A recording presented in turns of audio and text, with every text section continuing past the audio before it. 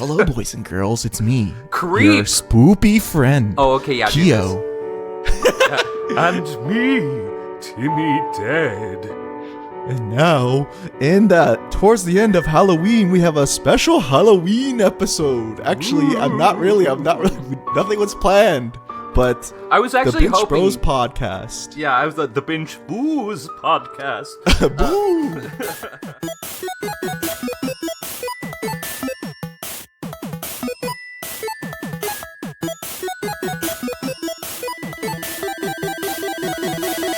I was actually hoping this was going to be a Halloween type episode because that is my specialty. That yes. is my line of expertise. It's absolutely not my specialty. Although I am kind of getting into it a bit more. I was gonna I'm doing a lot of vanilla stuff. Yeah, I feel I feel like you're a little more than vanilla, I would say, because. Excuse me, I had to. I was a bit parched. Had to take a sip there. Yes, But Ones have to cleanse their throats. Right. I feel like in the beginning, I know Sejun was always talking about, oh, Kiyo doesn't want to play that. He'll get scared. He thinks it's too scary. Yeah. He doesn't want to do that. It's scary. And so then I kept on giving you guys these scary games to play. I kept on bringing those up, and you kept on loving them and playing through not just once, but multiple times to get to the different endings. So yeah. I mean, I think you do all right with it. I think you like them better than you think you do. Okay, so Oxenfree maybe is the first one that was a scary game. Yeah. And I didn't realize it until it started getting scary, and it did get jump scared and stuff. Yeah. But I did enjoy the characters and the supernatural part of the games really brought me into a new world that I never really touched. So that's why I did love those games. Well, Oxenfree is such an interesting little story. I think the thing that makes that work and that kind of makes it bridge across for people. I wouldn't call it a horror game per se. I mean, maybe I would. I don't know. There's always this ongoing argument in the horror community about what is and isn't horror, and most of the time I don't agree with them because I'm like, what exactly is your definition? If it's not Saw, it's not horror, because so many times I see people talking about The Witch, which is an excellent film, and they're like, oh, it's not really horror, and I'm like, how the fuck can you say that movie is not horror? That movie is filled from beginning to end with just pure dread. So because there's not, I don't know. You know what? Let's look up. I'm going to look up the exact definition of horror right now. Let's find out. I feel like horror is almost subjective for the most part too, because obviously jump scares is that. I feel like that's almost the staple of horror. If there's one jump scare, it's a horror game now. Even if it's Milo Pony, and there's just one jump scare at some point. Well, I don't know. Obviously, it's not, but it's not. There may be some hot take article. To some people, that's probably what it would be. Yeah. This subjective. This is the most terrifying moment in any game in My Little Pony. Yeah. Although that would be great if they had a pony game with a really good jump scare where it gets real fucked up. Well, going off that, it's fucked up and I kind of like dark it. Side kind of deal. Yeah, I like it when things like that are a little out off the beaten path. I know everyone's talked this one to death, but I actually really did like Doki Doki Literature Club. My god! Oh yeah, no!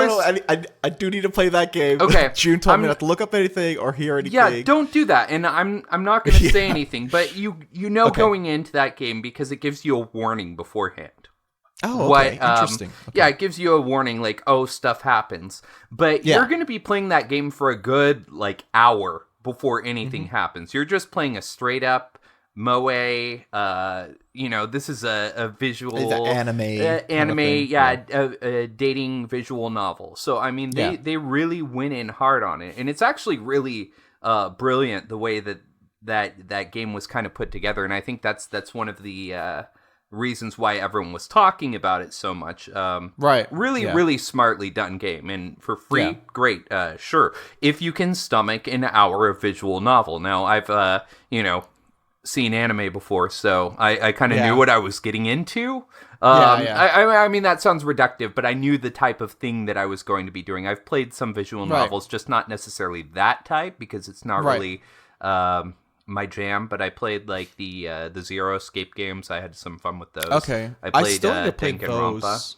because you mentioned those like the Zero Escape ones, Uh-huh. and then Danganronpa. I always heard that that one's a good one too. Yeah.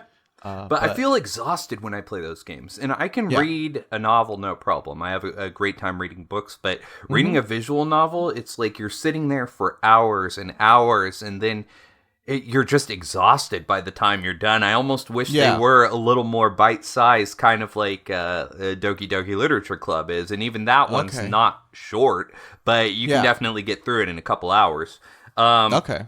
Okay, so back to what we were talking about earlier. The actual definition, and there's a couple different definitions here of horror. So it is a noun. Number one is an intense feeling of fear, shock, or disgust. Okay, yeah. As in children screamed in horror. Or a thing causing a feeling of fear, shock, or disgust. Photographs showed the horror of the tragedy. A literary or film genre concerned with arousing feelings of horror, like a horror movie. Intense dismay. So to her horror, she found that a thief had stolen the machine. And let me see. Or a bad or mischievous person, especially a child. So that little horror Zach was around. So, I mean, as a whole, I think, there's definitely a broad range of those. And sure, there are different things that are going to mean different things to different people. For instance, I have long said, and people think I'm joking at first, but hear me out with this. Like, the scariest horror film I've ever seen is Meet the Parents. And it's because, to me, that is a truly horrific situation. Because you're going to imagine, your significant other, you're going to go meet the family, and everything's going wrong. It's all consistently misconstrued. Someone's seeing something else. So then you look like this horrible, awful person to these people that, throughout the entire thing, that tapped into such a deep hidden spot of myself that I didn't even know I had anymore when I saw this. I know those. Yeah. I was sweating. And I was, my heart was pumping. I really can not think of a more awful, horrific time than Meet I almost call it Meet the Stillers. Meet the Parents. Okay. Really just an awful movie, and I don't understand how people think it's funny. But more power to you if you do. But I mean, I'm not going to tell you what to like or anything like that, but that's I don't think I had anything specifically like that by watching something, or maybe I have playing something, maybe, because I definitely got like sweaty and my heart started beating and everything. But I kind of understand the whole like I've never felt this way before kind of thing. There was like only one time. It was more of like crying or emotional wise or whatever. But I haven't had that feeling where it's like dread and I don't know, just excessive sweating or whatever. Sure. But can you think of something that like really freaked you out that wasn't supposed to be scary though? Like, for instance, I remember for whatever reason, when I was a little kid in Super Mario Brothers 3, they have in the desert levels these enemies, and it's just a big flame, like a mama flame, followed by this trail of little baby flames around it. Okay. And for some reason, that thing freaked the fuck out of me. Like, I would always just do my best to get off that screen as quickly as I could. Don't know what it is about them. They don't freak me out now, but at the time, as a kid, they really bothered me. And I had snakes. So, I mean, it wasn't the whole fire snake thing. It just, something about it definitely tapped into something that was very uncomfortable for me.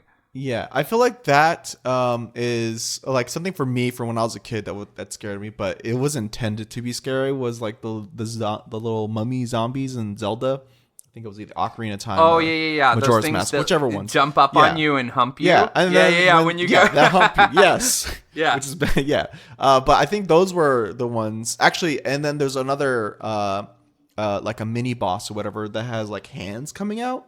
And that always freaked me out when I was a kid. Bongo or something like that? I feel like he had bongo in the name.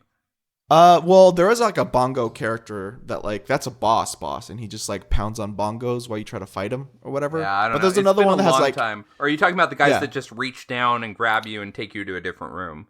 That's also one of those. I think maybe it's just arms that I'm afraid of. Okay, yeah. You've got a major problem. Well, when I was with a kid, arms. I don't think I'm too bad now, but I don't know. That's kind of the only thing I could think of right now that like freaked me out and where I wanted to turn away and make sure I'm not like near something. So what was the arm that really changed things for you and made you realize that arms weren't always so distressing? When the doctor had to pull me out of my mom's womb and I saw his hand. You can't go back. Like, that means that you met like a really bad arm. Okay, anyways, I put you on the spot. Yeah, I was trying to think of something, but I couldn't. And I was like, I guess I'll commit to this one. I guess it's not the best. Yeah, we went for it, but yeah. But yeah, I don't know why I didn't think about doing a Spoopie episode, which is so dumb because it's October. And everywhere, even like all the bars I've been going to, they've been doing like Halloween themed stuff. Like they have costume contests for the next couple days for this weekend. What are you going as? Have you chosen? Well, I have a few cosplay stuff that I got in recently. Do you know Persona 5? I am aware of Persona 5, yes. There's a character called Makoto, and I have her schoolgirl outfit kind of thing. And her wig. Actually, I have her wig. Yeah. Go get the wig. That's not it. But I have her wig, and I need to cut the bangs. But that's pretty much all I need to do. All right. And I'm possibly going to go as that. It's a costume contest, and it's not like an official one. Where I think like the anime ones or whatever, where you have to make it yourself. It can't be something store bought or bought online or whatever. Okay. But these are just like local bars, so I think they'll be fine if you bring something that you bought. And I want that $50 bar tab. Yeah, maybe you'll get that $50 bar tab. Hopefully, that'll be great. All right. Wait. Well, do people vote on it? I feel like if it's like a local bar thing, it's gonna be like the whole like applaud if you like this one. Okay. If you like this one. Yeah, let me know. I'll fucking spam that shit. I'll tell everyone on the West Coast, yo, this is the bar to be at. Come over and clap. Yeah, exactly. Just live stream and then clap. Yeah, exactly. Yeah. Get everyone to applaud for Kiyo. Yeah, we can make that happen. I really should have like played some scary games because like the only ones I could really go to is Resident Evil-ish, and then for sure most recently Dead by Daylight. There was a few monsters that came out. Yeah, that was the first video game I played with you. Was Dead by Daylight. That's right. Yeah. That's really because fun you game. play a lot of multiplayer games and I do not. At all. That was one of the few that I was like, oh, okay, I might actually try this one out. And I fell into a loop for a while where I actually had to put that game away because if it was out, I was not getting anything done. And that was at a point when I definitely needed to be a little more, a lot of multiplayer games or like even MMOs, which I got sucked into, which I enjoyed those times, but I definitely noticed I could have used that time for other things. Sure, like sure. Learning how to play piano or Spanish, I guess. Well, I mean, whatever like though. If you're having a good time, that's beautiful. That's just Yeah. the sign of a good game. I don't know how many if they have any nasty DLC practice, and by that I mean like, micro of course they do, yeah. Oh, okay. Anyways, Well, I didn't the use game any is of those. essentially free now at this point, and then it's buying DLCs, which The DLCs are great, though. I have no problem with DLC. If it's something cool, those give you a new level. They give you... And, they're reasonably priced, too. So, I bought, all of those as they were coming out. And, had a great time with them. For sure. I'm more so, here's your XP that you're buying or things like that. Like Ubisoft. Oh, yeah. Which, I mean... like the time savers or whatever, right? Yeah, exactly. Which, I mean, don't put something in your game to make it less annoying. Just make a good game. Yeah. No, yeah. You know, that kind of stuff drives me crazy. But again, that shit's been talked to death. There's plenty of people who do only that. We've said that a couple times in our podcast. Oh, have you? I definitely want to... I'm now... Because I'm always at the point... In the previous podcast, I would just agree with June, and I wouldn't really give my 2 cents in or necessarily fully agree with him. I kind of just go with it and like just be, like a parasite and just be like, oh yes, the creators have made something useful for me, time savers.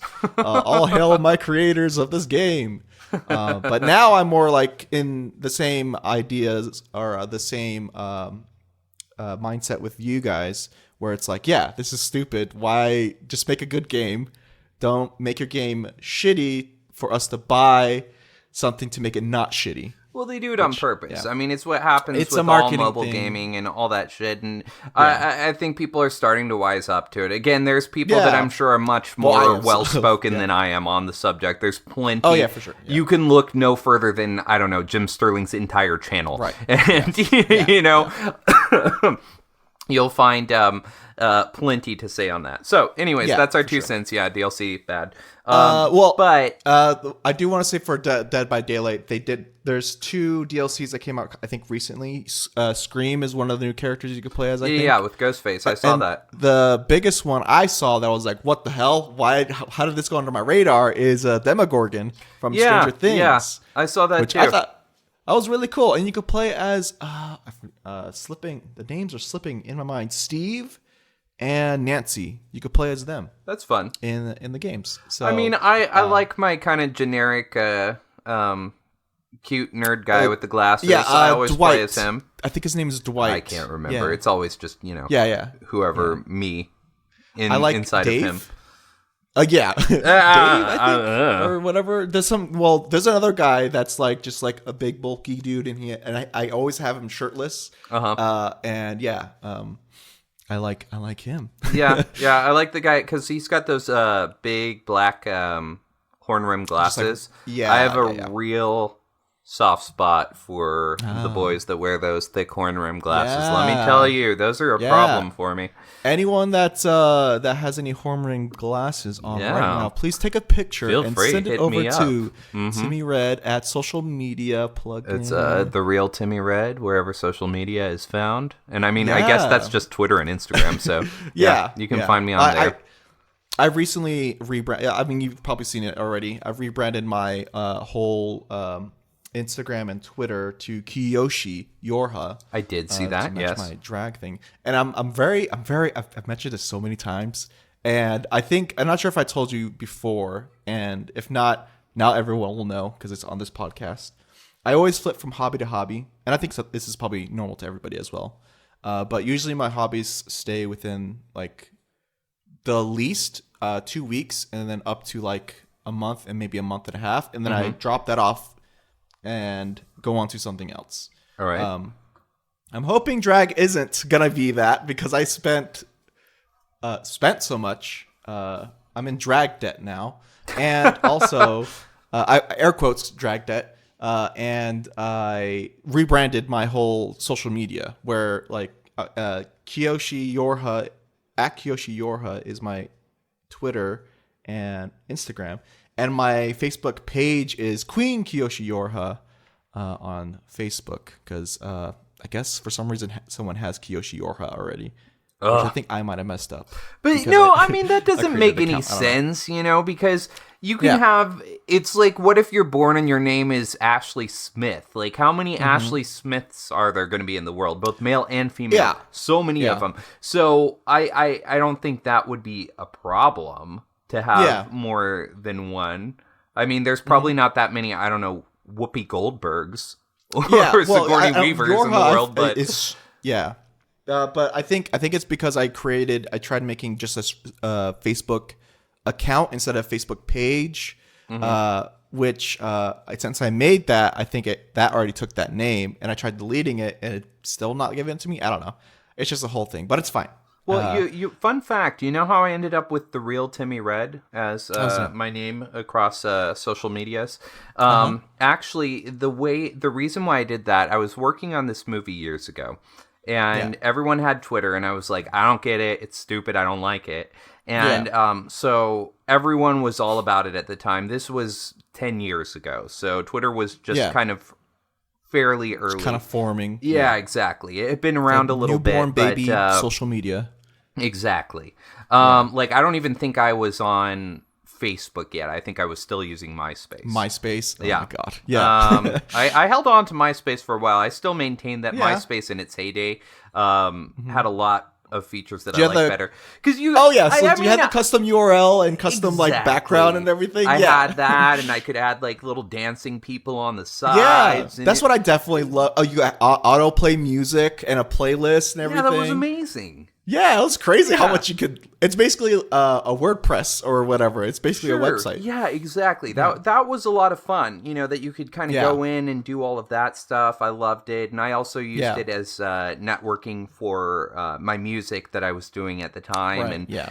it really I loved it. But anyways, that's just another little tangent on there. I'm sure I'll fall into many of those tonight. It's fine. But so I went to sign like I'm up not used to for. I know, right? Yeah, you've met me before. So I went to go sign up for Twitter as Timmy Red, and someone else had it, and I was all, I was just like, who the hell is this Timmy Red? And so I thought about how they had that thing with the Ghostbusters cartoons. So years ago they had this old show by Filmation called Ghostbusters, and it's about like these 2 or 3 men and a gorilla, and they go and fight ghosts or something. I don't know. It's been many moons since I've looked into it. But they, in order to capitalize on Ghostbusters, made Filmation's Ghostbusters. So they had that license. So when they wanted to make a Ghostbusters cartoon show, they called it The Real Ghostbusters. And I was like, that's so... The real petty and dumb. Like it's totally it's just really funny. So I went ahead and I named it The Real Timmy Red. Well, it turns out actually that old one that was just Timmy Red actually was me, and I had forgotten that I signed up for it. That's the current situation too. But one thing with names, I guess we could go into this. That was a bad, sort of really tangent. boring origin story. I'm sorry, listeners. No, you're fine. I mean but like I've seen that a lot on like everybody, even like celebrities. They have the real, whatever Britney Spears or the real Rihanna or whatever on their social medias too. And I think that's just also it's either they got that from that too, or they just seen other people have it because. Sometimes people just grab names that celebrities or like companies want to grab for their social medias and hold on to it to sell it back to them or whatever, like scumbag things, because they will, and they're basically almost name your own price, because branding is a pretty big thing. But for naming in general, first of all, in like any games that I've ever played where you can make your own name, I always try to be unique. And just be fun with it. Like Ridley was one name that I came up with randomly, and then there was another one that was like super random, and I think it like kind of had like a Japanese French kind of like name to it. I can't remember the name, so don't ask. I always name my characters stuff like Farty McPoop Pants or Pee Pee McPoopoo, or just really mature stuff. And then I have to go through the whole game like that, and they're like, "Yes, Pee-Pee McPoo-Poo, you're the one who has to save the world." And then they have like subtitles and everything. Yeah, that's fun for me.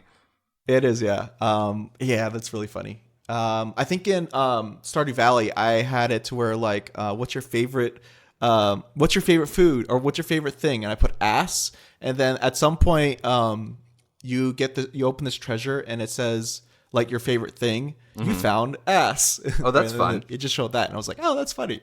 Why did it say that? Oh, yeah, that's because I said that was my favorite thing. Adorable. But like with names, going back to that, with specifically on MMOs, where there are millions of people that are gonna play that game, and the chance of you getting just a simple name that is very common is very hard to get. Like Timmy Red, you'd think that it wouldn't be a common name to grab, but Timmy is already like a common name, I would think. And then red, green, blue, it doesn't matter. Those are like basic colors too. So like, putting those together, that's going to be like a bit harder. But I don't know. It really depends. I've always think about that. I recently got into SAG, and okay. I didn't know this, but when you get into SAG, you have to like give them your stage name or whatever, and if someone else has, so let's say my name was actually, I don't know, Jimmy Blue, and I went to Right. go get it, and there's another Jimmy Blue, they would be like, no, you can't use that. You have to use another one. Yeah. And so I did So manage that's the to real get... life version of that. Right, and I mean, at That's the crazy. same time, I'm sure, you know, if it's like spelled differently, like Jimmy Bleh, Yeah. instead of like Jimmy Blue, you'd probably be fine. But yeah, I am the only Timmy Red in SAG, so Okay, I did manage work. to get that. I was very Nice. happy about that. Is it free to register on SAG? No, God, it's Okay. it's definitely not. It was very expensive. Yeah. Okay. You have to pay your fees and stuff first after you get in. Right, right. And then you know you're joining a union, so you have Right, to pay your yeah. union dues and everything and get in. And but yeah, interesting stuff. Actually, I don't know how much I'm allowed to talk about that. I mean, I'm sure Ooh, all that information's out there. I'm sure it's fine. I'm not Yeah. like giving out industry that's- secrets or anything. It's just, you If know, anything, you get into yeah. a union. Yeah. It's not like this fucking Stonecutters secret society or anything. Yeah, of course. Well, that stuff we're definitely. I've already cut all that off, so don't even worry about that. Yeah, We had a full 2-hour conversation before we started this podcast. Right. It recorded. Yeah. but it's not. It won't be. You know, on, I'm never so. sure anymore, especially because everything's under an NDA. Like, oh, I can Yeah. talk about this, I can talk about Yeah. that. You know, I did a table read for something yesterday that I'm not allowed to talk about at all. Of course, yeah. And they have all these different things where it's just like, okay, you can talk about this, but you can't talk about that. And so Right. I've just gotten to the mindset where I'm like, okay, I'm not gonna like say anything about what anything is until it's fucking Until it's out. released. Yeah, exactly. That until makes it's sense. out. Yeah. That way, it's just safer for everyone. Oh yeah, of course. I feel like with me, like just like every other person, I occasionally read the EULA, and I'll say that I will or whatever, or like any agreement, you know, those terms and policies, whatever that you have to agree on before you do anything. I say I read them. I'll say that I will. I'd have, but sometimes I don't. Just like most of the other people, common people. What? Yeah, I don't wonder know. how many Anyways. like, shitty games we've like signed our lives away to by not Yeah, reading it's the like, user agreements. Yeah, after once you play the press accept, we will have your soul for in the 3 years. Yeah, we'll exactly. collect, Your don't worry. firstborn child belongs to us now, ma'am. And I feel like if that NDA or anything ever comes up, I feel my stupid rule, kind of before you even mentioned like just being released, is a year. For a year from I signed that thing is when I could talk about it. Well, But I know I that's mean, bad. all right, no, and I know that's bad. very bad. If it's something Yeah. that's an NDA, yeah, if you're not sure, don't talk about it because they always put these absolutely. things in. If you say anything about it, they can sue you for up to $1 million. And Okay. so you can and will be responsible for that, and you'll be blacklisted. So that stuff is no joke. You have to be so very you're careful pretty much like about done that. for life. Yeah, exactly. You do not want to break an NDA. That's a bad idea. So, yeah, that's a fun fact for everyone. NDAs are a serious business. Don't just don't break them. You'll be fine. Kiyo, And that hi. hi. Have you played any video games? Yeah, I have. Which we could also still go in the same. Well, actually, not really. But Borderlands 2 is a game that I've played. Recently, really? Okay, not recently. Recently, it has been Astral Chain. Okay. How are you feeling about Astral Chain? Because I played, love it. Do you? I do love it. Did you play it? I played the intro. And I didn't I actually purchased it immediately after getting off of the podcast with you guys last time I was on. Oh. And Okay. so I was like, yeah, this is going to be great. And I was like, man, I don't know if this is the game for me. Now, to be fair, it's going to be one of those things I feel like I'll have to go back to because I was just like not here for it. I was like, I feel like this is very chaotic at this point, and I know you have to learn systems in games and things like that. Those kind of fancy action platformers, I like to watch them more than I like to play them. Yeah, if that makes any sense. A lot of they times are pretty intense for sure. I'm not great with combos or things like that.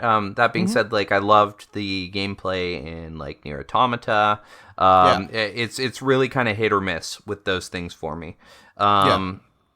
Sometimes I love them, sometimes I hate them. I tried Devil May Cry 5 about a month ago, and it did nothing for me. I really didn't like it at all. I bought the game when I was on my on chat with him, and he wanted to play co-op, and I ended up buying that. But we co-op was something totally different, and we just never played it. And I haven't actually picked it up ever since. And I was like, I don't know, 5 months ago. Yeah.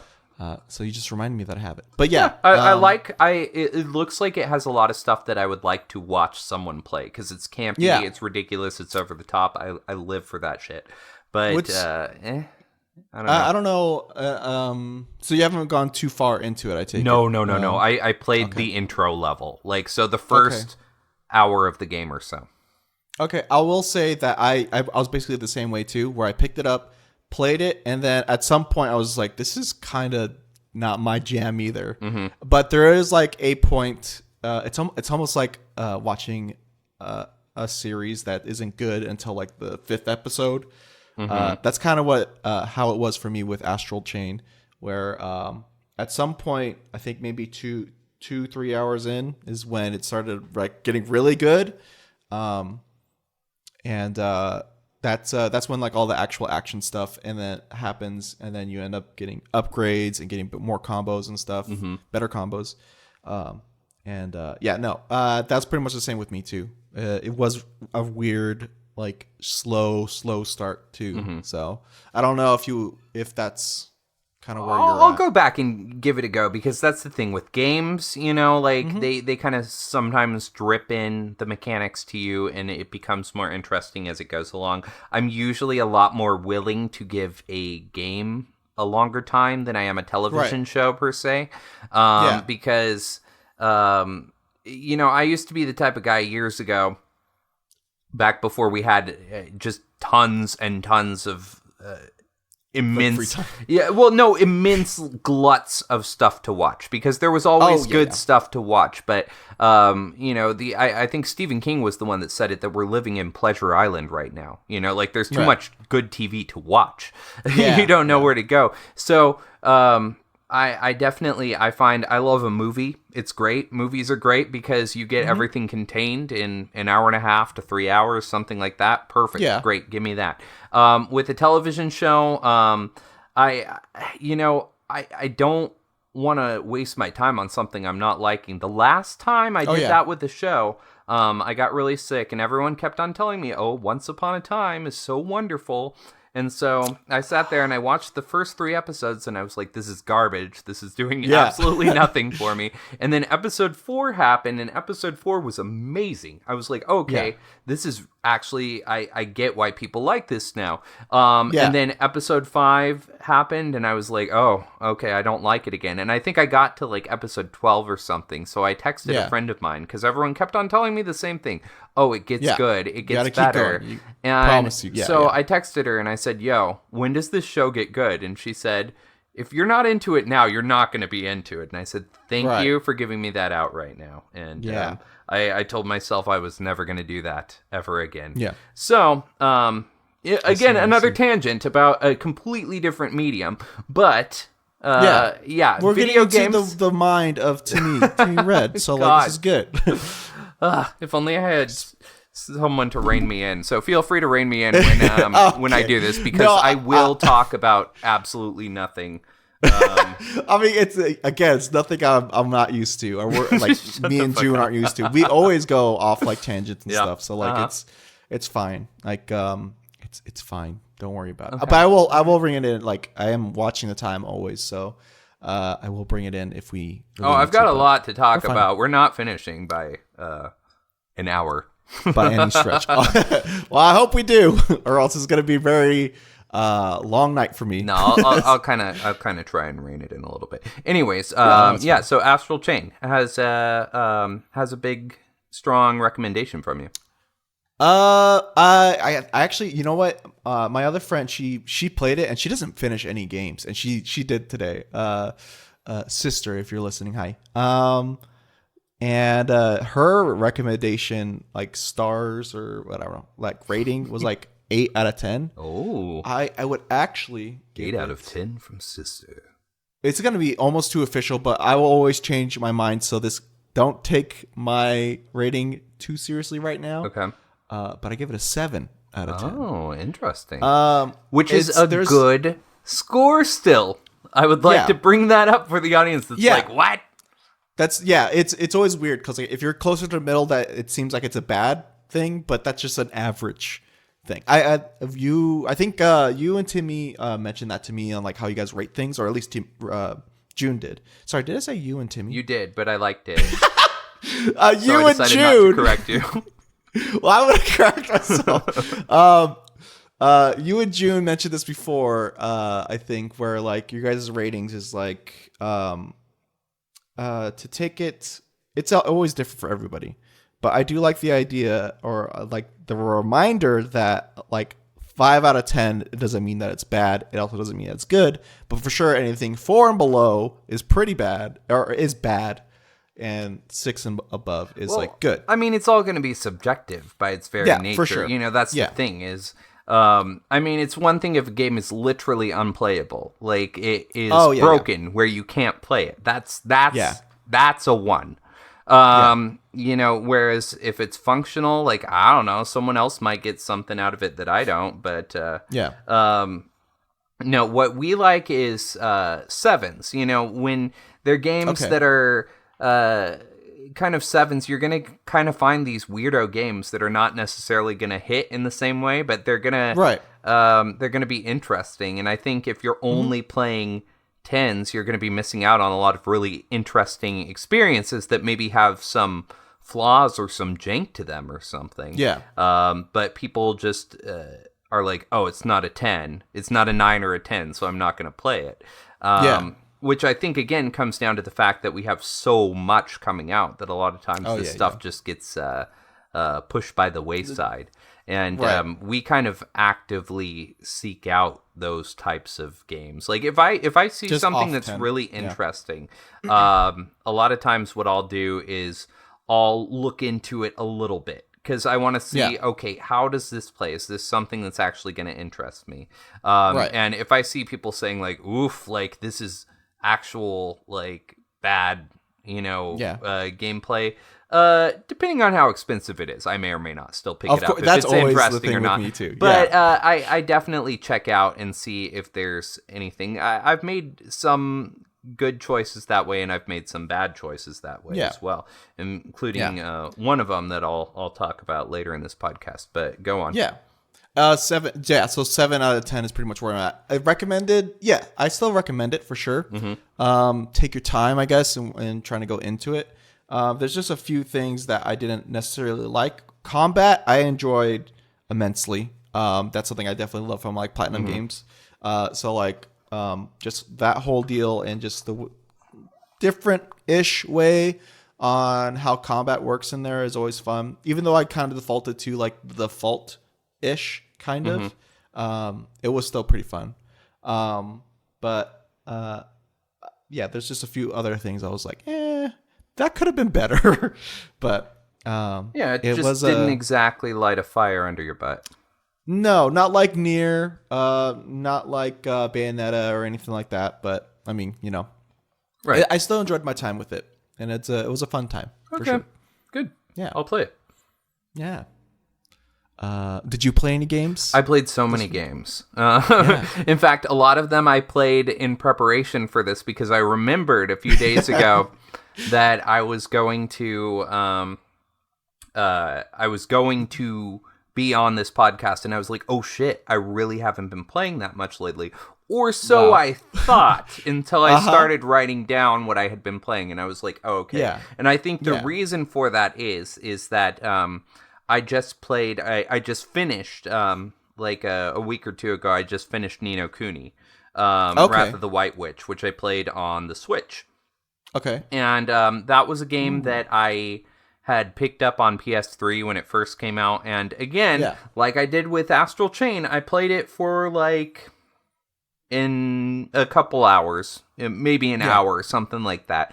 And I liked it, but it just, I didn't quite understand. I didn't bother to understand the game. I didn't really bother to learn exactly the mechanics. I was not in the mood for something that was, I mean, JRPGs take time. A lot of them are very good, but they take time. And that game is definitely a grind. It's definitely a grind. A lot less so than some of them.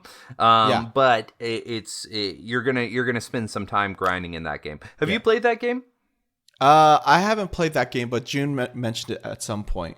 And speaking about JRPGs, I actually am going to be picking up Dragon Age.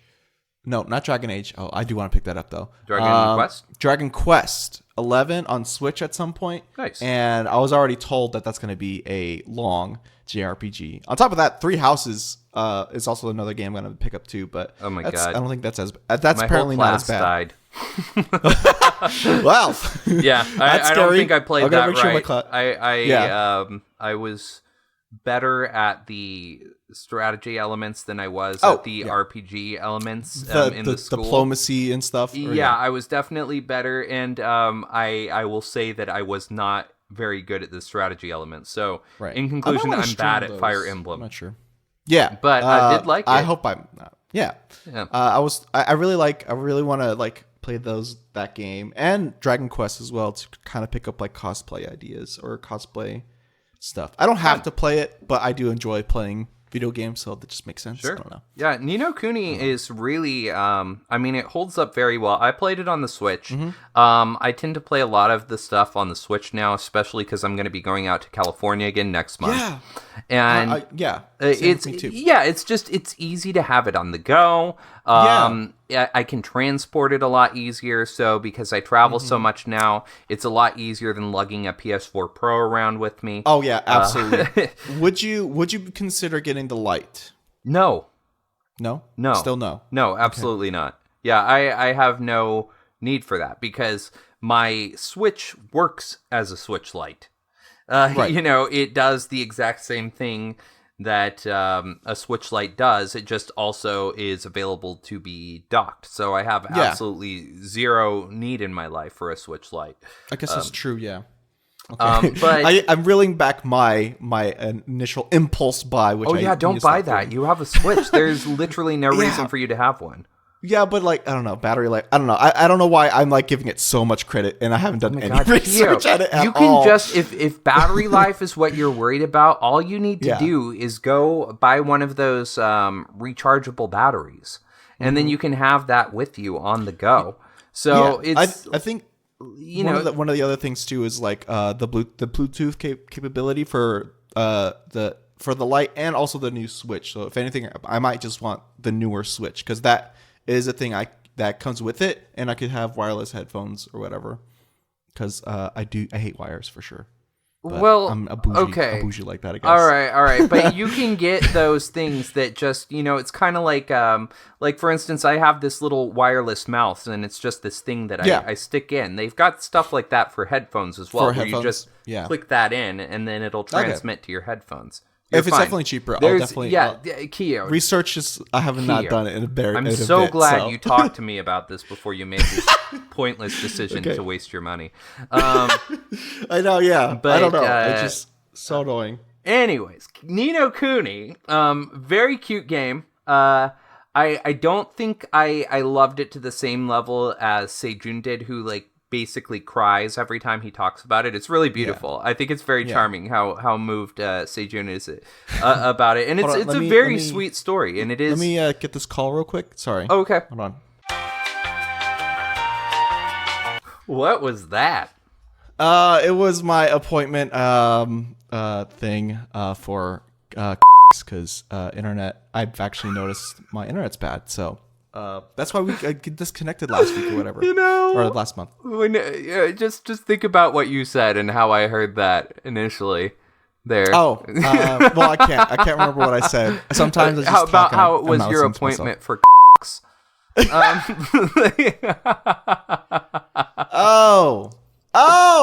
Yeah. Internet is what I meant to say. I'm bleeping that out. Okay, all right. That's not sponsored. Not sponsored. That's good. Although I think the joke's not going to land anymore now. That's okay. It's good. People are going to think that you said something really awful, and you did. and I love you for it.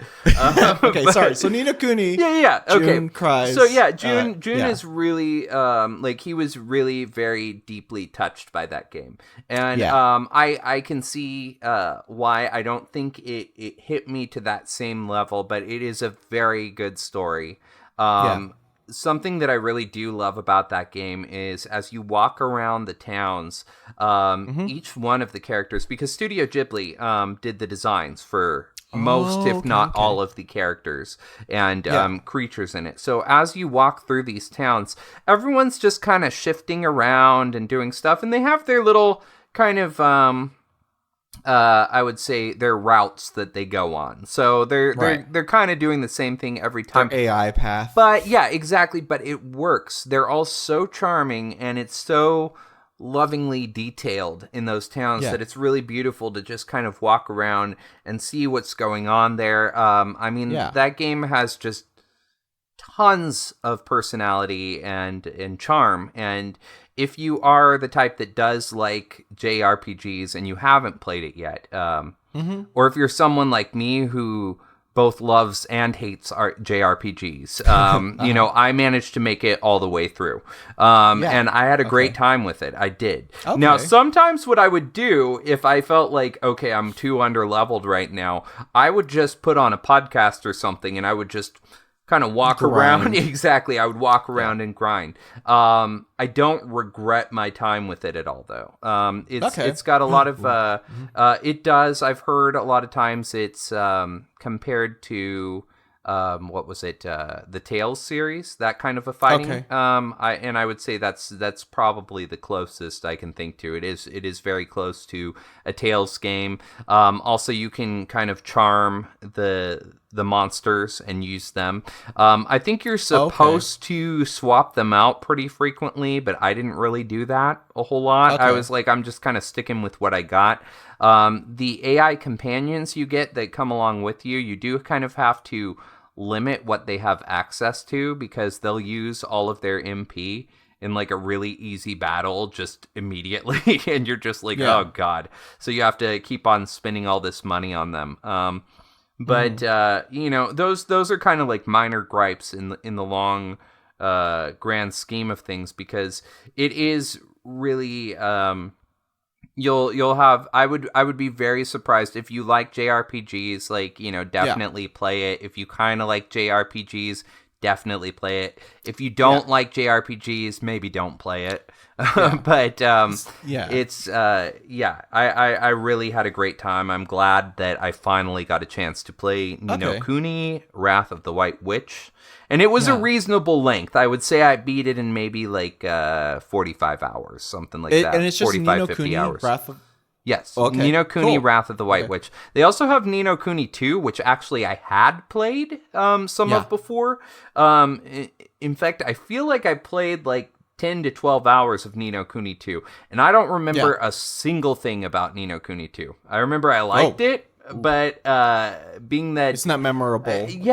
I remember like the way that characters look, but I can't tell you anything about them or anything that was happening. Or even if the gameplay is the same. Yeah. So it really, it didn't leave much of an impression on me, whereas this game definitely left a much stronger And that's like opinion. The prequel to 2, right? Or is it like a weird kind of like, whatever? They're like, you don't have to play. I think they're just in the same world. They're not really...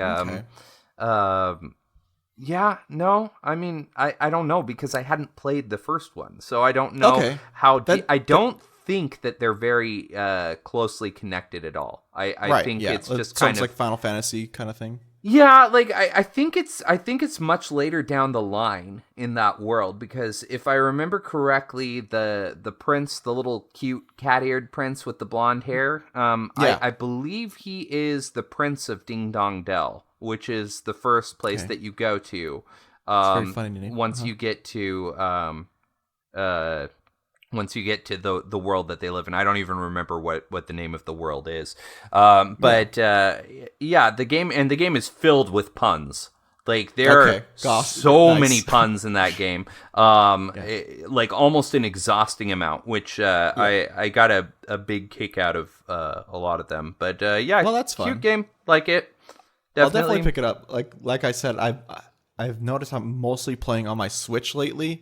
So I'll definitely pick that one up. Yeah, for sure. Well, at some and point. the Switch version is just a straight port of the PS3 one.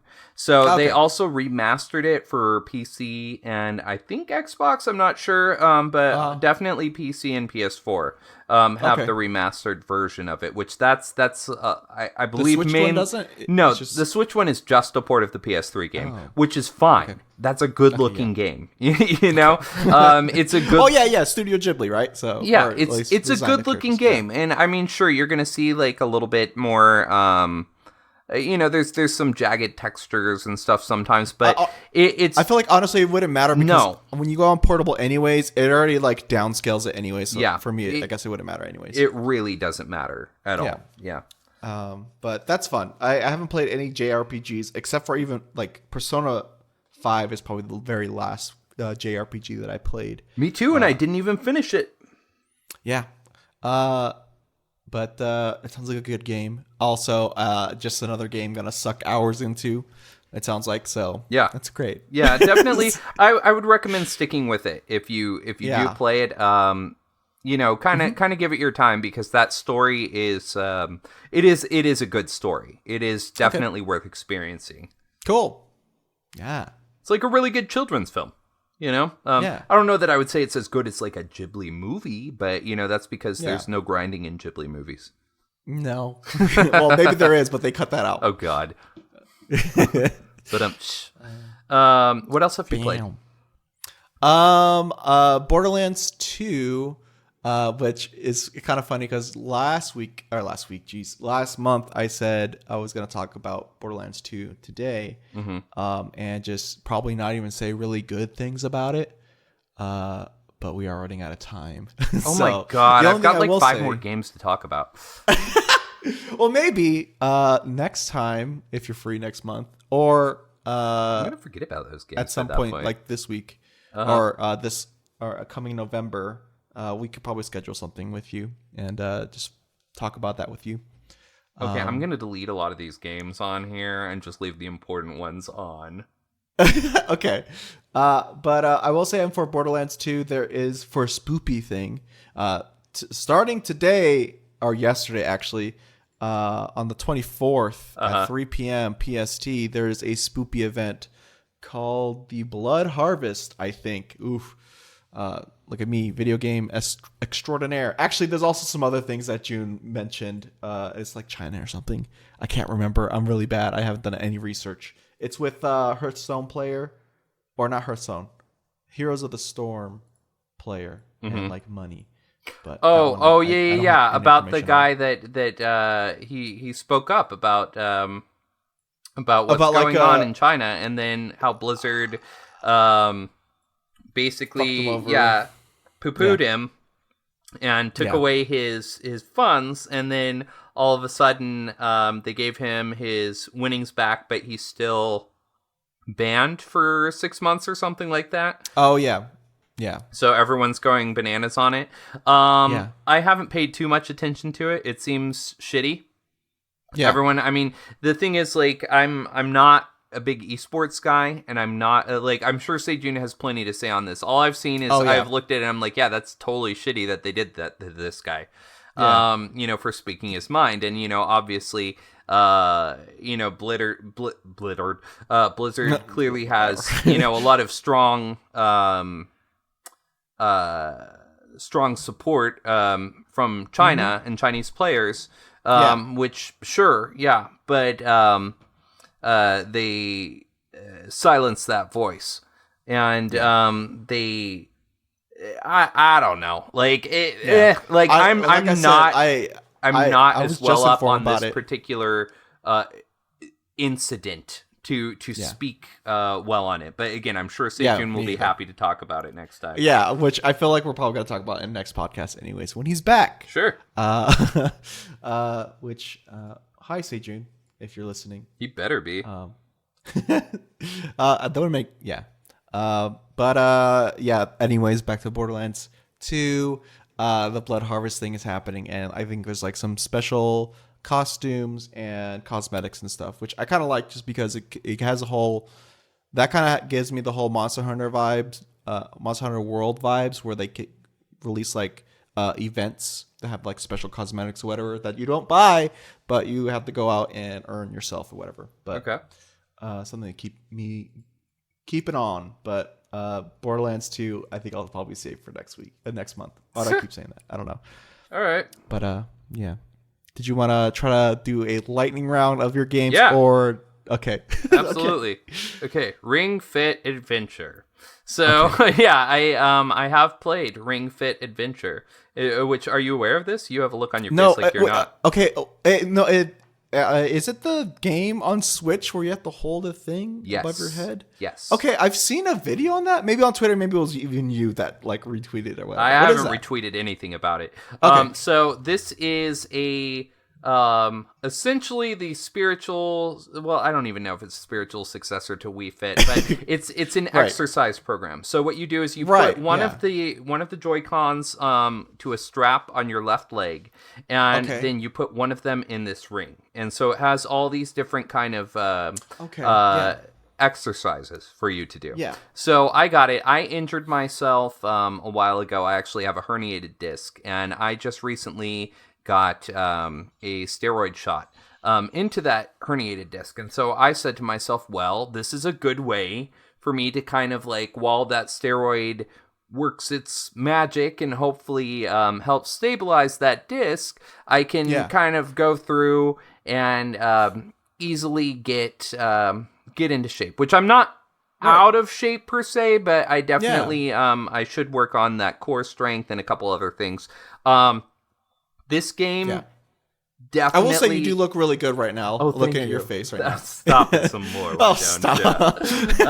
So this game, it's constantly, it's making you move all the time, so you're running. I actually had to put a stop to it because it was hurting my back, my lower leg. Okay. I played it 2 days straight, and I feel it in my body, in all of the different areas, because you're doing squats, you're pulling and you're holding it. It's got a lot of resistance training.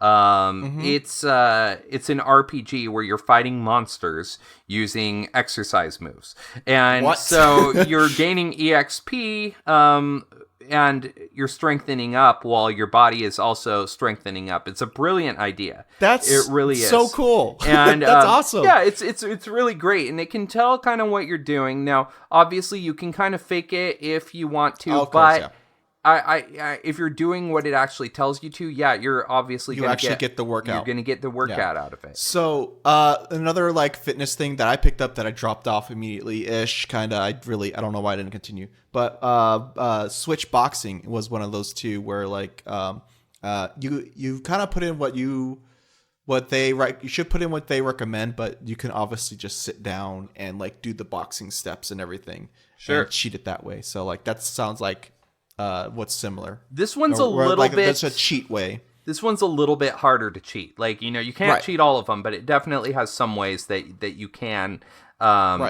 cheat it. But it is an easy, fun way. And again, I definitely had some sore muscles afterwards.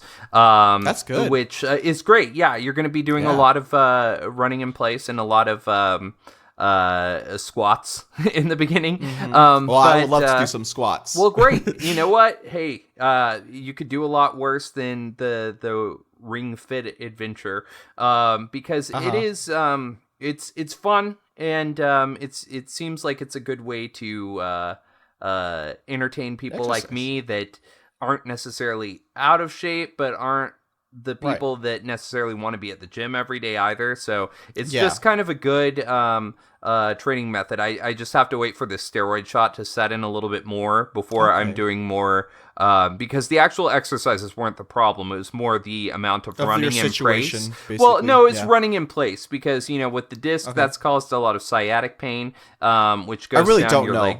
Like you were talking about steroids and discs, and you just had me. Okay.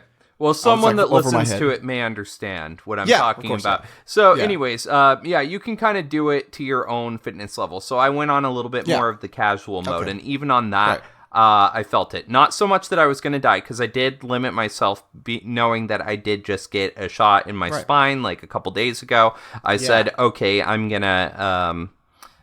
limit myself to one world a day. And, being that I'm sore, I'm like, okay, I'm just going to leave it off at that for now. So I think in a week or so, depending on how I'm feeling, I'm probably going to pick it up again. Really like it. I can't wait to play more. I'll show you all my hot bod after I've done it for like 6 months or something, and then we'll see how that That'd goes. be cool. That sounds like a really cool thing to pick up. Again, might throw that into the list of things I can grab. Yeah, it's fun. Okay, next up, Return of the Obra Dinn. Have you heard of this? Oh, I know of this one. Yeah. I know of this one. Yeah. Yeah, have you played it? I watched some people play it. I don't remember much of it, but it seems pretty cool. It's like a detective kind of game, right? Yeah, kind of. It's kind of like a really intense Guess Who in a lot of ways. Yeah. Actually. But it's the same guy. I can't remember his name. I keep on wanting to say Toby Fox, but I know it's not Toby Fox. Right, yeah. But I can't remember his name. It's the same guy who made the game Papers, Please, which was... Oh, yeah, right. I know that game. Yeah, that was it was definitely an unpleasant game, but it was a very good game. Oh, yeah. It was a good memory game, which I love those kind of games. Well, I mean, you had to pay attention to a lot of different things in it, and you also had to make some moral decisions in that one. This one's a lot more straightforward, because you're kind of just putting stuff together in this, and you're getting more pieces of these people, because you have this thing, it's called the Memento Mortem. Instead of the Memento Mori, you have the Memento Mortem, which is this little kind of death stopwatch, which allows you to go back to different moments, and you're kind of piecing stuff together backwards throughout the game. So, in fact, I think the first thing you're investigating is the final moments of what happened on the Obra Dinn. And even then, you're just getting bits and pieces. So you're trying to figure out, okay, this man is in this picture, and his face will be blurred out until you have enough information to correctly deduce this is who this person is. And then at that point, as soon as you have enough information available to you, their face will become unblurred, but it still doesn't tell you who it is. So you can choose wrong. You just have to go through and see, okay, this person's pay attention here. Right. Yeah. But you can also say, okay, because they have the voices of what's happening before you actually go in, and they're all kind of freeze framed. And you walk around this ship, and you can say, okay, this man was just bludgeoned in the head. So, he was clubbed to death. So you would go in and you would say, oh, this person was clubbed to death. And who was it by? If you have enough information, so you're like, oh, this was the captain that did this. So he was bludgeoned to death by this person. And then when you get into some of the earlier ones, they'll be like, Henry, throw me this lantern. And then when it comes on, they'll have someone that's being attacked by a giant sea squid or something, and someone's throwing it, and it's that same person that got bludgeoned later, so that person is Henry. Right. So you can go through the list and be like, all right, got it, Henry's you pick up here. things from the previous things and the things that you're going to see later on. Exactly. Gotcha. And so you're kind of going through and doing those things. I've only played the first couple hours, so I don't know if it changes anything up as it goes along. I don't know that it really needs to, though, because it is a lot of fun. It's it's a really... And, you're playing so many mini games inside just, the main game already. Yes. Just trying to figure out something. And that's, even, I don't know. You're using your brain. Yeah, exactly. It's definitely when you're going to have to pay attention to everything, and you're looking at these, because you're playing as an insurance person, So when the Obra Dinn comes back, you're the insurance person they go send to check out what it was that happened on this thing. Yeah. Lucas Pope, by the way, is the designer. So Lucas Pope, yes, that is correct. That is the name that I could not remember. Okay, next up. Just Ignore Them, which is a game I specifically got just for this podcast because I was like, oh God, I need to play something that's spooky. And so I downloaded you did more than me already. That was so you're... $4 called Just Ignore Them. Oh and my gosh, $4. It was, I mean, it was not great. I guess that's all I'm going to say on that because this is it felt like an RPG Maker game that was, I mean, the writing didn't, which is not necessarily a bad thing. There's a lot of very good RPG Maker games. But it really, a lot of very bizarre choices. And I guess I don't have anything to say about this one. I would not recommend it though. Look up a playthrough of it and you'll know if that game's for you. And it's I mean, it might be. Apparently this is a remake of the same game, and it looks like all they did was they changed you know, when characters in RPGs, okay, first of all, this is a point and click adventure, but it looks like an SNES RPG game. So it's you're going around and doing stuff. None of the puzzles make any sort of logical sense. Enough so that I could beat them, but it was just I didn't really have much to, you know, go off of there. But it looks like in the original game, all they did was change some of the names of the characters, and when they talk in the old ones, they kind of they looked like variations on Krillin from Dragon Ball Z, where they're you know, they had hair, but they had that kind of Krillin face with a screaming mouth that would open and close. As like they specifically look like baby Krillin from original Dragon Ball. But they're playing adults, and you know, it's the type of game that's like, oh, this has serious business. So someone will be hanging, and then you know, you meet the girl that wants to sleep with you, and it's. But in this new one, what it looks like they did is, you know, those Duplo blocks, not Duplo, but they had these toys, Little Tykes, I think they were called, and they almost look like eggs. I think that's what they look like now. They just have these weird faces with triangles for mouths that don't even open and close, and their heads just bob up and down. It's very bizarre. I don't understand what they were going for with this game at all. I played it. It took about 3 hours for me to beat it. And I would not have finished it were it not for this podcast. 3 hours wasted. Don't buy it. No. I mean, maybe buy it. I don't know. No, don't buy it. Don't. Look up a quick playthrough. If you want to, you can do that. But I don't recommend. Not recommended. Okay, I've got couple more things. I'm trying to be very quick about this. Lethal League Plays. I've been playing some of that. That's very fun. It's a fighting game where you are actually hitting a ball at each other. So you can't actually smack someone on the screen, but they have a ball. And so you can pick it up, you can throw it, you can hit it downwards, upwards. Sounds like dodgeball. I mean, kind of, but it's a lot more like fighter pong, I guess. I was thinking pong. Anyways, I played this game at Atlanta Comic-Con, and I had a lot of fun with it, so I picked it up again. Good game. I'm enjoying it. When I play it with someone else, playing it on my own, not fun, but if I have someone to play it with, it's a good time. Like a co-op or a fighting? When I'm playing it with a real person, great. I don't really care about playing it by myself, but it is fun to pull out when someone else is there. Sure, yeah, cool. Is this also on Switch too? All these on Switch? All of these are on Switch. Cool. So the next one... This is great, because I can always go back and oh yeah, cool, this is one of the games. Yeah, the next one is one that I have a maybe recommendation for. And maybe recommendation is because... And Timmy's doing this thing where he's grabbing the air and then pulling it back. It was a maybe. It was. It was a maybe there. So it's called Baobab's Mausoleum, episode 1. Rolls right off the tongue. Yes. And so I picked this one up again because I thought for some reason I was not going to have anything to talk about on this podcast that I've already made you go over on. And it also looked kind of spooky.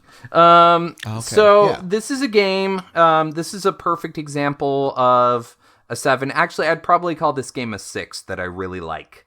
You know, like it's definitely got.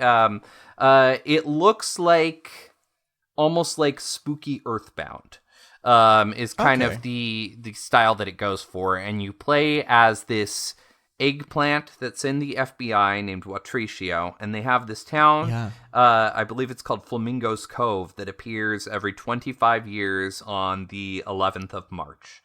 And so this game is chock full of 1,000,002 references to all kinds of different movies and TV shows, and it's clear it loves Twin Peaks because everything that's quirky loves Twin Peaks.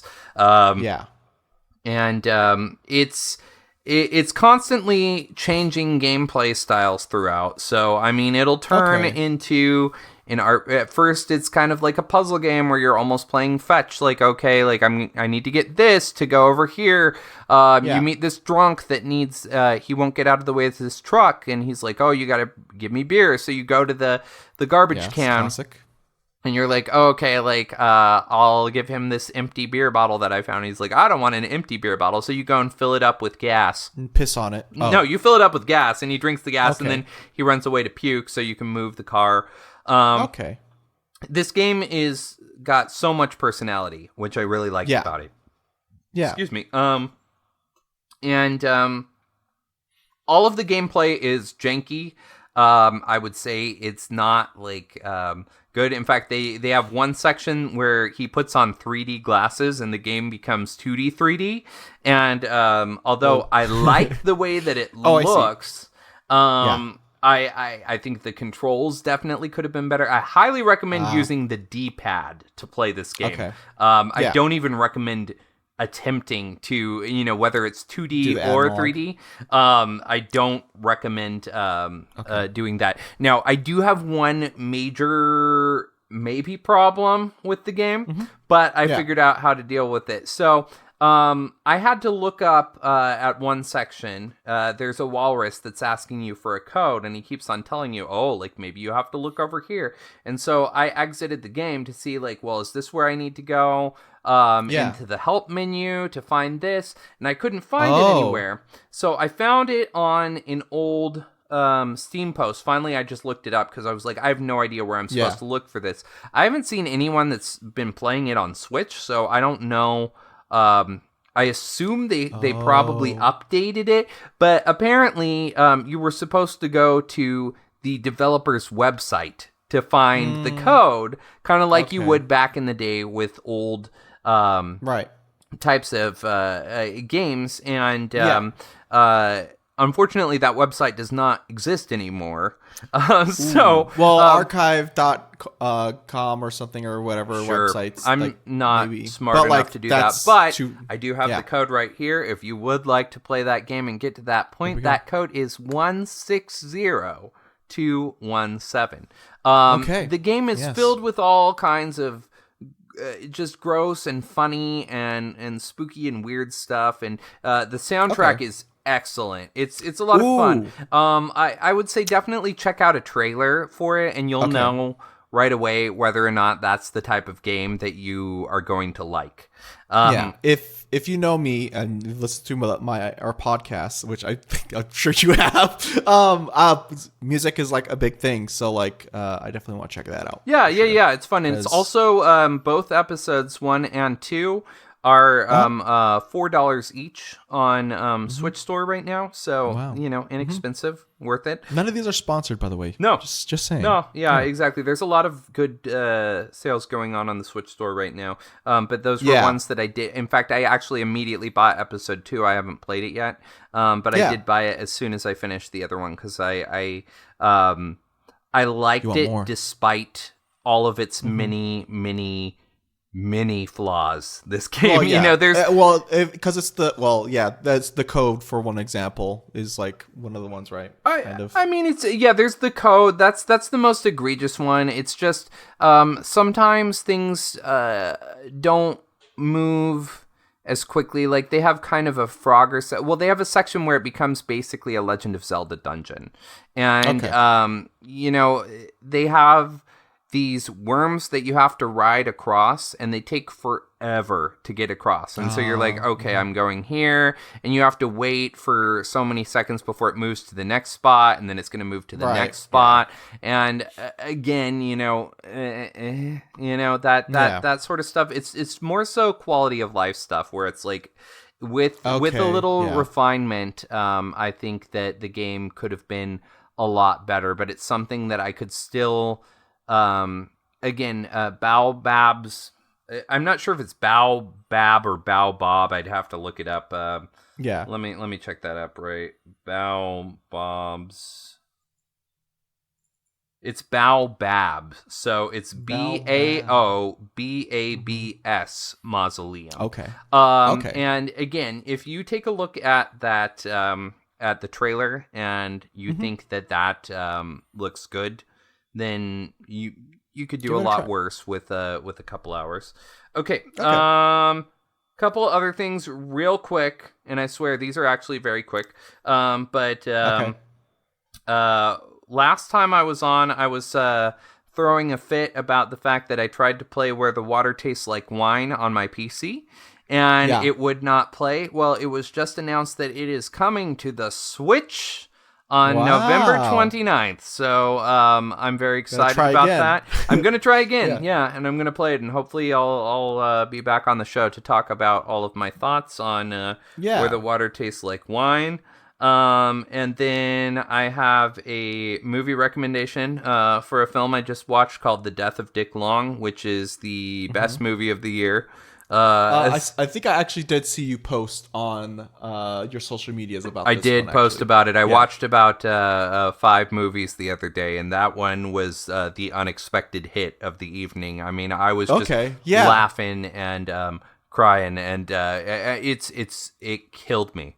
And I've seen a lot of good movies these past couple weeks. I mean, that and Parasite are really the movies to beat this year. Oh my god, really Parasite. Great stuff. I haven't seen it, but like most of my other friends that have already, they love it. Yeah, so. It's fantastic. Bong Joon-ho's the best director working currently, but I'm definitely gonna check out this guy's other movies. The guy that did The Death of Dick Long, which I mean that movie uses multiple Nickelback songs in it, and I can God. That's right. That's the thing. That's it. I said the award for the movie with the best use of multiple Nickelback songs goes to.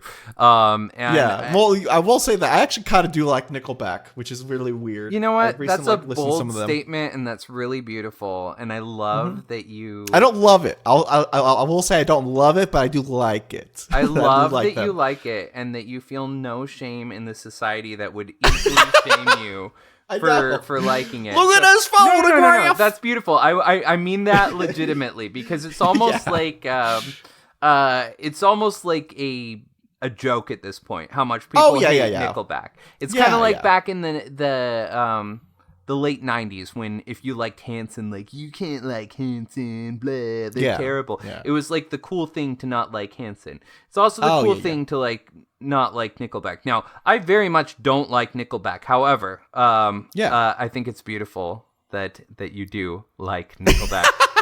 Okay. Yeah. That seems like a good place as any to leave that. Yeah. Yeah. That's it. That's it. Okay. I'm done. I'm finally done. Cool. I even took games off my list. I had more games to talk about. Yeah. In this I month appreciate that I didn't play video games. I appreciate that so much. I'm sorry. I'm really sorry that you had to cut down your list and everything. God. But disrespect me in this house. You come to my podcast. Your podcast, yeah, that's right.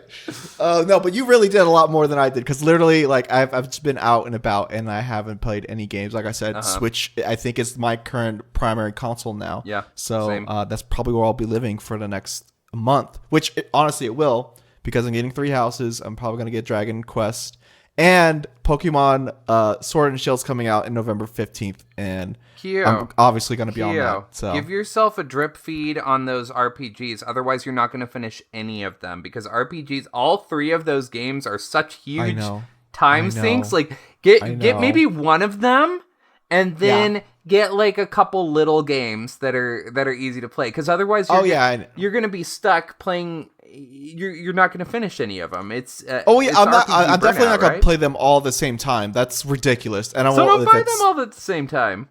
Oh, I'm not. I'm just saying that's the games I'll be on pretty much. But Pokemon is definitely the one I'll be playing literally on the 15th because I do love that. And that's going to be intense because I like the shiny hunt. But that's besides the point. Anyways, I appreciate you, Timmy, for being on the Binch Bros podcast.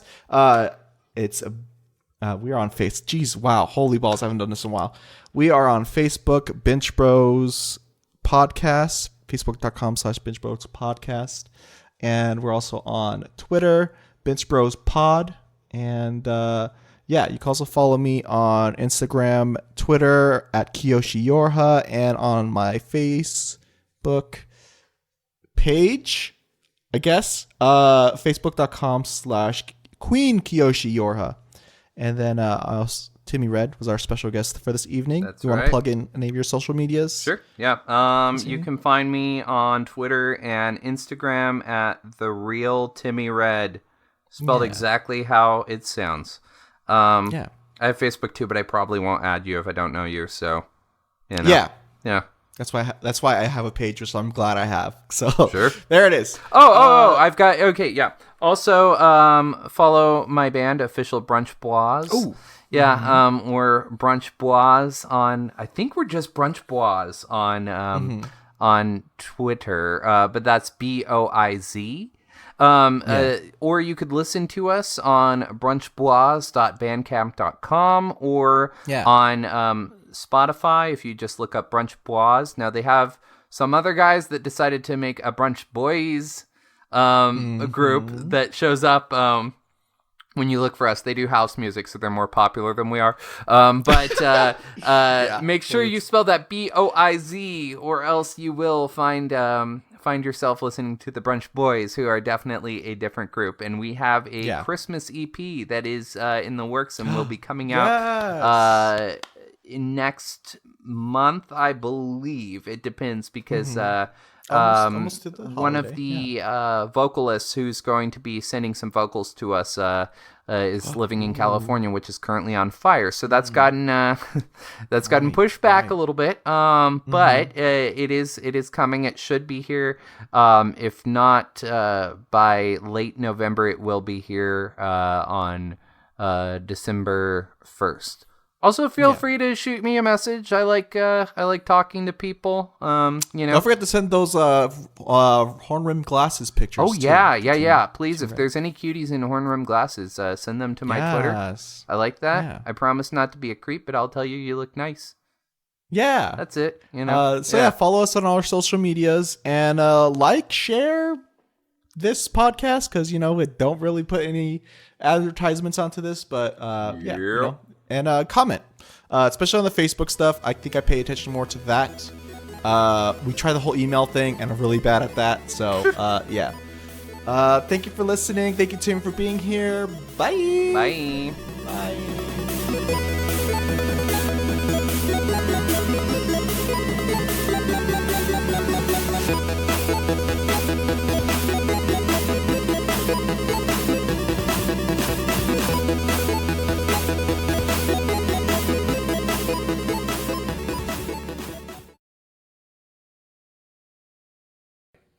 Perfect. All right, that was good. Usually something we haven't been doing in a while, which I want to do again, is I'm gonna say my name, and then I'm gonna leave I'm gonna leave a blank for you to say, and I'm Timmy Red. Wait, why do we have to do that? Why wouldn't you just say just like? Yeah. I mean, just give an introduction. You don't need a that's how we used to do it. And okay. I like that the way we did that way. But I mean, it's fine. It's your show. It's your show. Yeah. But this is very entertaining. I think you should leave all of this in. Yeah, it's always Me coming stepping in, telling you how to run your business. Shit. No, it's fine. We'll do it. We'll do it my way for now. If anything, we could do both ways, anyways. Oh, and then I could choose okay. which That's one sounds fun. good. You get double intros this time. So, take right. one. Okay. So yeah, again, I'm gonna leave a blank space. You just All say right. your name, and then I'll go back in to finish the intro. Okay. All right. Welcome everybody. It is the Binch Bros podcast, a video game talk podcast with your host Kiyo and also special guest Timmy Red. Yeah, and we're gonna be talking about video games and such of the like, and possibly not. I don't know. Okay. That was good. That was good. So that was intro number one. What's take one? Okay. What's take two? So